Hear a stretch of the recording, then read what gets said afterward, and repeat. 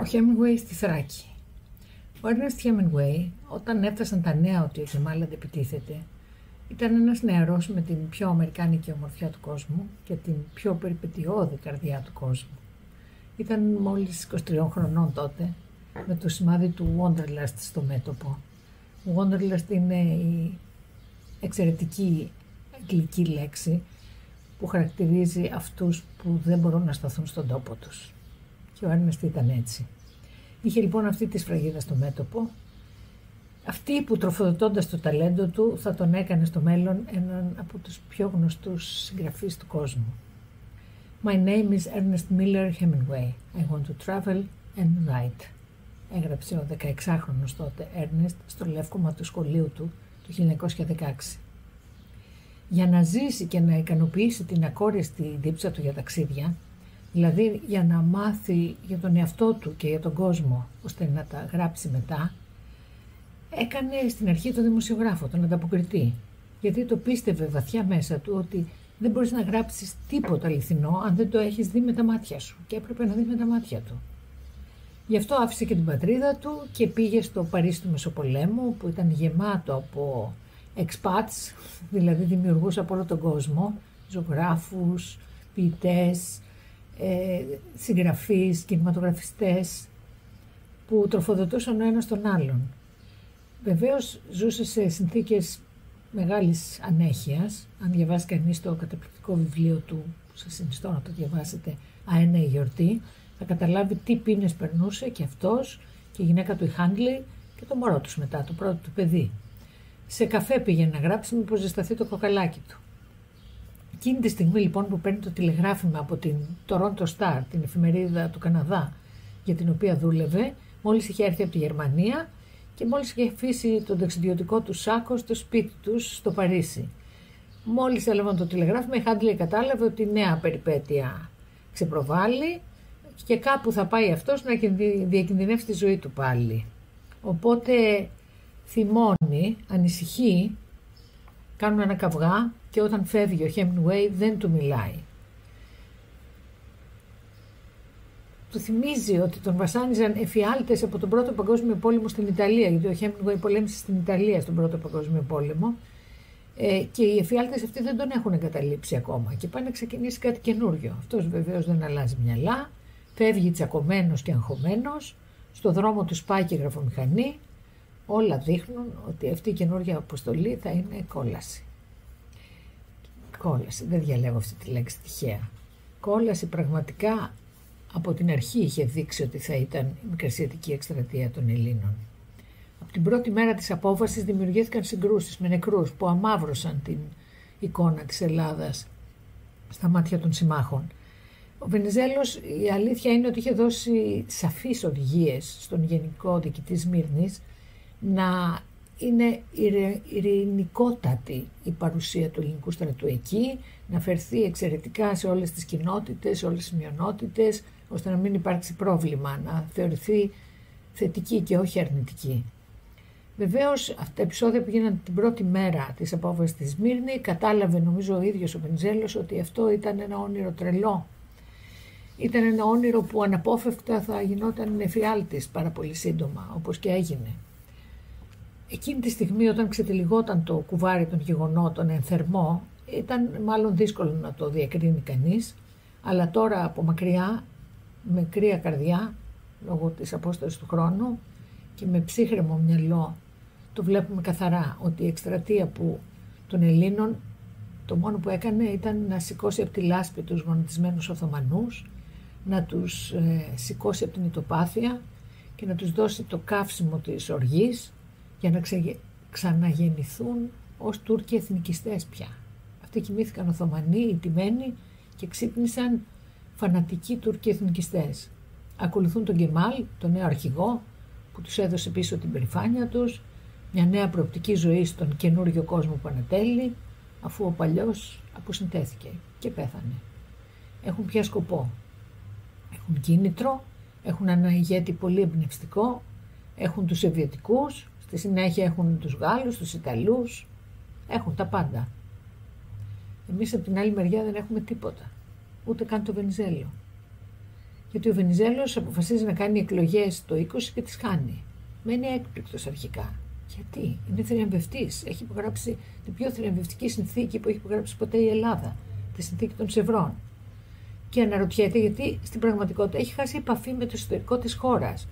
Έχει δώσει όλη του την ικμάδα στα τραπέζια των διαπραγματεύσεων, όπου τα πηγαίνει περίφημα, είναι αλήθεια. Έχει το όραμα της μεγάλης ιδέας μπροστά στα μάτια του. Έχει αλλεπάλληλες επιτυχίες που τον κάνουν να νιώθει άτρωτος. Μεγάλο πρόβλημα αυτό, να νιώθεις άτρωτος. Πάντα μια μεγάλη παγίδα. Και το αποτέλεσμα είναι ότι δεν βλέπει πια καθαρά. Δεν βλέπει ότι οι Έλληνες έχουν κουραστεί, ότι πολεμάνε 10 χρόνια, ότι οι οικογένειες τους έχουν διαλυθεί, έχουν ρημάξει τα σπίτια τους, τα παιδιά τους πεινάνε. Και αυτοί είναι μακριά και πολεμούν 10 χρόνια. Γιατί? Το έχουν ξεχάσει πια. Για να πάρουν τη Σμύρνη. Η πραγματικότητα, ξέρετε, σε προσγειώνει από τα εθνικιστικά όνειρα. Η διδός Σωτηρίου, στα ματωμένα χώματα, βάζει 2 φαντάρους να συζητάνε και να λένε τα εξής. Άμα κάνεις το φαντάρο να βαριεστήσει, να πει για ποιο λόγο να πεθάνω, μούτζοτα. Μην βλέπεις ο Τούρκος, αυτός αγωνίζεται για το χωραφάκι του, για το τζαμί του, για τη φαμελιά του, για αυτόν ο Σαγκάριος ήτανε θερμοπύλες. Για μας τι ήτανε? Ο βασιλιάς Κωνσταντίνος, που είχε υποσχεθεί προεκλογικά να ανακαλέσει το στρατό, κάνει ακριβώς το αντίθετο. Τους στέλνει πιο βαθιά, να πάρουν την Άγκυρα. Το χειρότερο, στερεί από το στρατό τους έμπειρους αξιωματικούς που τον οδηγούσαν μέχρι εκείνη τη στιγμή, γιατί ήταν βενιζελικοί. Κοινώς ρίχνει τον ελληνικό στρατό στο στόμα του Λύκου, του Κεμάλ. Την ίδια στιγμή οι Γάλλοι και οι Άγγλοι, αφού απελευθερώνονται από τις υποσχέσεις που είχαν δώσει στο Βενιζέλο, νιώθουν ότι δεν έχουν καμία υποχρέωση να παράσχουν τίποτα στον Κωνσταντίνο, ο οποίος είναι δεδηλωμένος εχθρός τους από την αρχή. Πάρα πολύ βολικό τους ήρθε. Και πολύ θανατηφόρο για τον ελληνικό στρατό, που έμεινε μόνος του, πεινασμένος, ψυριασμένος και αποθαρρυμένος στο έλεος των οργισμένων στρατιωτών του Κεμάλ, που όσο πήγαινε γινόταν ακόμα πιο φανατική. Οι Τούρκοι τον Αύγουστο του 22 είχαν ξεκινήσει αντεπίθεση για να διώξουν τους Έλληνες και απειλούσαν να ανακαταλάβουν την ουδετέρα ζώνη που κρατούσαν οι σύμμαχοι για τον έλεγχο των στενών. Υπενθυμίζουμε ότι την Ανατολική Θράκη με τη συνθήκη των Σευρών την είχαν παραχωρήσει οι σύμμαχοι στην Ελλάδα ως την Τσατάλτζα, λίγα χιλιόμετρα έξω από την Κωνσταντινούπολη. Ο Κεμάλ, θεωρώντας μετά την καταστροφή της Σμύρνης ότι ήταν πια νικητής, εκβιάζει τα πράγματα και ζητάει από τους συμμάχους της Αντάντ να ξαναδούνε φυσικά τη συνθήκη των Σευρών, την ατιμωτική για τους Τούρκους συνθήκη των Σευρών, και γι' αυτό στέλνει μια μοιραρχία προς την Κωνσταντινούπολη και μια προς τα Δαρδανέλια. Οι εκπρόσωποι της Αντάντ προ αυτής της καταστάσεως ζητούν διάσκεψη στα Μουδανιά για τη λήξη του πολέμου μεταξύ Ελλάδας και Τουρκίας. Ο όρος όμως που βάζει ο Κεμάλ ήταν να δοθεί στην Τουρκία η Ανατολική Θράκη. Η ελληνική κυβέρνηση διστάζει, που είναι πια επαναστατική κυβέρνηση, έχει πέσει η κυβέρνηση του βασιλιά. Ο Βενιζέλος από μακριά τους λέει ότι πρέπει να το δεχτούν, δεν υπάρχει κάτι άλλο να κάνουν. Όταν λοιπόν ο Ernest Hemingway παίρνει το τηλεγράφημα από την Toronto Star για να πάει στην πόλη, η καταστροφή της Σμύρνης έχει ήδη γίνει. Τώρα ο Κεμάλ απειλεί να πάρει την Κωνσταντινούπολη. Φτάνει στην πόλη με το Orient Express 30 Σεπτεμβρίου του 22, τη μέρα που εκφρονιζόταν ο βασιλιάς Κωνσταντίνος. Πληροφορείται αμέσως φυσικά και με πολλές λεπτομέρειες τι έγινε στη Μικρά Ασία. Ξέρουμε επίσης ότι συνάντησε τον κάμεραμαν που έπαιρνε φωτογραφίες της Σμύρνης όσο καταστρεφόταν, τον Shorty Warnall. Αυτός του έδειξε όλο το υλικό του και το περιέγραψε πάρα πολύ ζωντανά. Ο Charles Fenton πιστεύει ότι αυτές οι 3 ανεπανάληπτες εβδομάδες που έμεινε ο Hemingway στην Κωνσταντινούπολη υπήρξαν αποφασιστικές για τη διαμόρφωση του συγγραφικού του στυλ και ο Jeffrey Myers επίσης θεωρεί ότι τον γέννησαν συγγραφικά. Κρίνοντας από τα δικά μου διαβάσματα, αυτό αληθεύει. Λέγεται μάλιστα ότι το ανίχνευσε και ο ίδιος ο Hemingway, γιατί τους έδειξε στους συναδέλφους του ένα από τα τηλεγραφήματά του και τους είπε περήφανους «Look at this cable. No fat, no adjectives, no adverbs. Nothing but blood and bones and muscle. It's great. It's a new language». Που πάει να πει «Κοιτάξτε αυτό το τηλεγράφημα. Καθόλου λίπος, ούτε επίθετο, ούτε επιρρήματα, τίποτα άλλο, παρεκτός από αίμα, κόκαλα και μυς. Είναι έξοχο. Είναι μια νέα γλώσσα. Και ήταν η γλώσσα του, πράγματι, στη συνέχεια. Ένα διήγημα το έβγαλε σίγουρα από την εμπειρία της Σμύρνης. Λέγεται «Στην αποβάθρα της Σμύρνης» και συμπεριελήφθη στη συλλογή In Our Times, μια συλλογή υποβινιέτες για τον Πρώτο Παγκόσμιο Πόλεμο, που εκδόθηκε 8 χρόνια μετά, το 1930. Ο αφηγητής σε αυτό το διήγημα παρακολουθεί την εκένωση της Σμύρνης, που την παρακολουθεί επίσης το Βρετανικό ναυτικό. Φρικιά από τις μάνες που αρνούνται να αφήσουν πίσω τα νεκρά μωρά τους και από τις κραυγές των μαζεμένων στην αποβάθρα μόλις πέσει νύχτα. Φρικιά από τους Έλληνες που αδυνατούσαν να πάρουν μαζί τους τις βάρκες τα μουλάρια που κουβαλούσαν τα πράγματά τους και τους τσακίζουν τα πόδια ώστε να πνιγούν στα ριχά. Δεν εξεδανικεύεται κανείς, ούτε Τούρκος, ούτε Έλληνας, ούτε ξένος. Στην ουσία αυτό που κάνει είναι να περιγράφει τη φρίκη του πολέμου που σπρώχνει τους ανθρώπους σε χωράφια που η λογική τελειώνει. Η τελευταία βινιέτα του βιβλίου αυτού, το In Our Times, αφορά την εκθρόνηση του βασιλιά Κωνσταντίνου. Βλέπουμε όμως ότι την ιστορία της Σμύρνης δεν την ξέχασε ποτέ. Πολύ χαρακτηριστικά την αναφέρει στα χιόνια του Κιλιμάντζαρο. Και μάλιστα δοκιμάζει το αφηγηματικό στυλ της συλλογής, όπου είναι ότι μπερδεύεται ο αναγνώστης, δεν καταλαβαίνει ποιος αφηγείται, τι θέλει αυτός που αφηγείται, γιατί το κάνει αυτό. Γιατί έτσι μπερδεμένα είναι τα μάτια των στρατιωτών στον πόλεμο. Όχι αυτό τον πόλεμο, κάθε πόλεμο. Από ένα σημείο και μετά δεν ξέρουν γιατί σκοτώνουν, ποιον σκοτώνουν, γιατί σκοτώνονται οι ίδιοι. Το μπέρδεμα επίσης είναι πολλαπλώς χρήσιμο. Αποστασιοποιεί, αποξενώνει το συναίσθημα, κάνει τη ματιά σου πιο καθαρή. Κάποιοι κριτικοί θεώρησαν ότι κλείνοντας μία συλλογή για τον Πρώτο Παγκόσμιο Πόλεμο, ο Ernest Hemingway στην πραγματικότητα μιλάει συμβολικά για την τύχη της δημοκρατίας, γι' αυτό χρησιμοποιεί και την Ελλάδα στην αρχή και στο τέλος, μετά το ρήμαγμα του πολέμου. Και ομολογώ ότι όσο το σκέφτομαι είναι πολύ καλή ιδέα, γιατί πράγματι μετά το τέλος του Πρώτου Παγκοσμίου Πολέμου η εικόνα της δημοκρατίας αμαυρώνεται, της αστικής δημοκρατίας, και αντίθετα κερδίζει πολύ μεγάλη έγκλη η επανάσταση των Μπολσεβίκων στην Ρωσία που έγινε Σοβιετική Ένωση. Εν ολίγης, ο Hemingway στην ουσία ξεκινάει ως πολεμικός ανταποκριτής, αλλά αφού φτάνει μετά την Σμύρνη, αυτό που περιγράφει στην πραγματικότητα είναι η προσφυγική κρίση. Έζησε στην Κωνσταντινούπολη, την οποία ονομάζει στα τηλεγραφήματά του Constant, 3 εβδομάδες και έστειλε 20 ανταποκρίσεις. Η πρώτη είχε τίτλο «Οι Βρετανοί είναι αρκετά ισχυροί για να σώσουν την πόλη» και η τελευταία, η πομπή, procession, αυτή τη λέξη χρησιμοποιεί, όπως τη Μεγάλη Παρασκευή ή όπως τις κηδείες, γιατί η κηδεία ήταν. Η πομπή λοιπόν των προσφύγων είναι μια σκηνή τρόμου. Όπως καταλαβαίνετε, η τελευταία αναφορά αφορούσε τη φυγή και το δράμα των Ελλήνων της Ανατολικής Θράκης.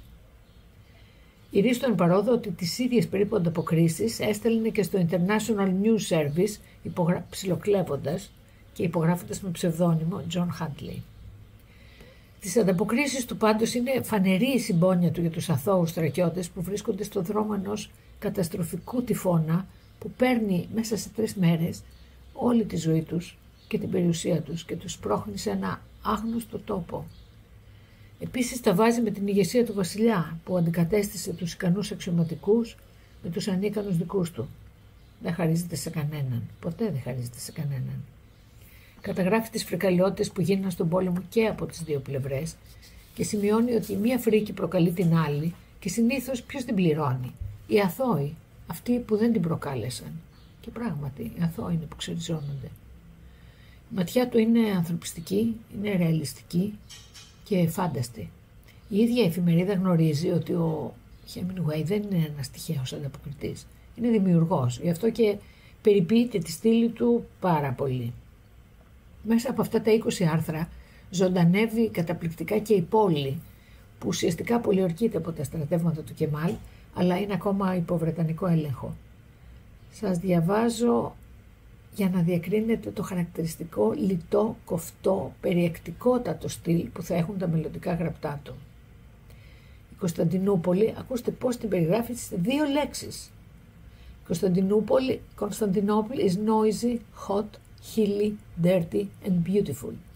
It is packed with uniforms and rumors. που πάει να πει η Κωνσταντινούπολη είναι θορυβώδης, είναι ζεστή, είναι γεμάτη λόφους, είναι βρώμικη και πανέμορφη. Είναι γεμάτη με στρατιωτικές φόρμες και ψιθύρους. Τα έχει πει όλα, με 2 λέξεις. Πραγματικά ο συγγραφέας τον ζηλεύω για αυτές τις 2 φράσεις. Και συνεχίζει, οι ξένοι είναι νευρικοί, θυμούνται τη μοίρα της Σμύρνης και έχουν κλείσει εισιτήρια για τα τρένα που φεύγουν από την Κωνσταντινούπολη εβδομάδες πριν. Όλοι περιμένουν την απάντηση του Κεμάλ στους όρους της Αντάντε. Ο στόχος του, μεταξύ άλλων, είναι και να αποκαθιλώσει τη ρομαντική εικόνα της Ανατολής, αυτή την εξώτικα που έχουν μυθοποιήσει οι συγγραφείς, φωτογράφοι, περιηγητές. Η Ανατολή είναι σκληρή, είναι περίπλοκη, είναι βρώμικη. Αυτό ξεκαθαρίζει και λέει παρακάτω ειρωνικά. Έχει 160 νόμιμες αργίες. Η αλήθεια είναι ότι είναι λίγο πιο σκληρός, γιατί ως πότης, βαρύς πότης ο ίδιος, δεν του αρέσουν καθόλου τα τουρκικά ποτά και το λέει συνέχεια αυτό. Να σημειωθεί ότι είναι η παρθενική του εμπειρία στην Ανατολή. Δεν τους ξέρει τους Οθωμανούς, ούτε τις πόλεις τους, ούτε τη ζωή τους.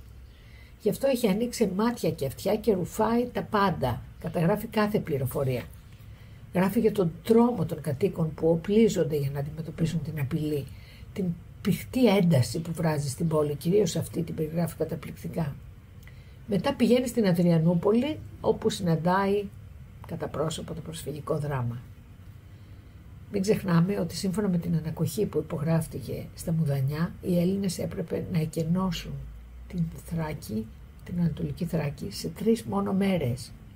Η νεκρική πομπή που ξεκινάει του καίει τα μάτια.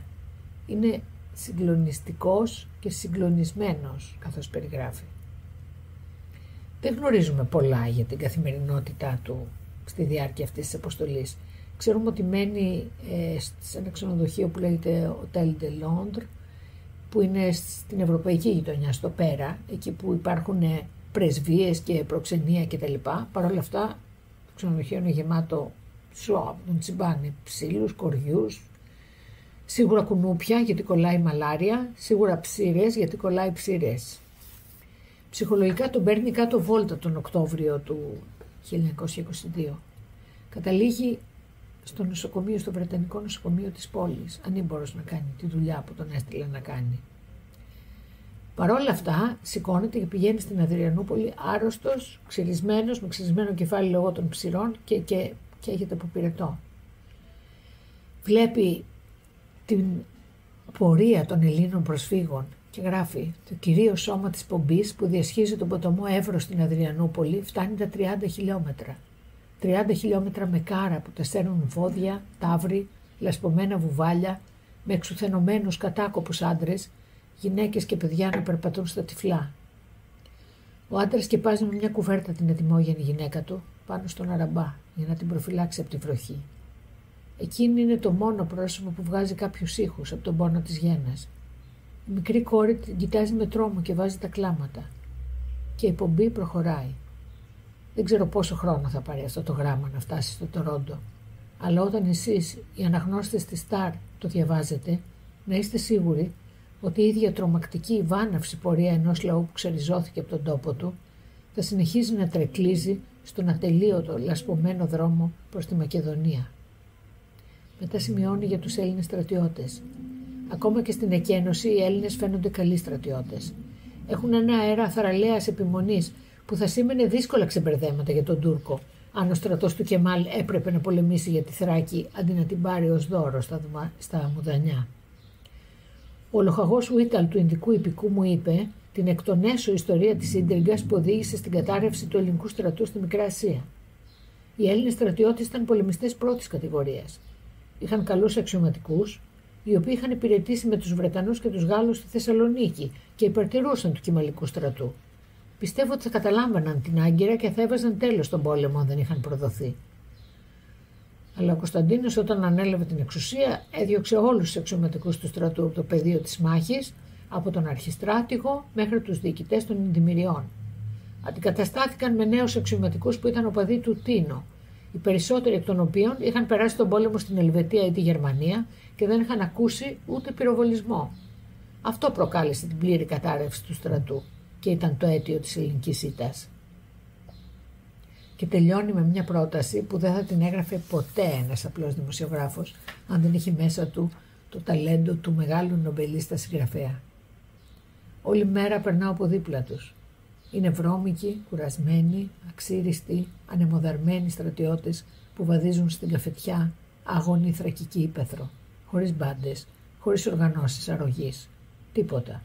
Εκτός από ψήρες, βρώμικες κουβέρτες και κουνούπια τη νύχτα. Είναι οι τελευταίοι από τη δόξα που ήταν κάποτε η Ελλάδα. Αυτό είναι το τέλος της δεύτερης πολιορκίας της Τρίας. Ο Χέμινγκουεϊ, ως πολεμικός ανταποκριτής, ξέρει ότι 1.250.000 Έλληνες διώχτηκαν από τα σπίτια τους με την ανταλλαγή πληθυσμών.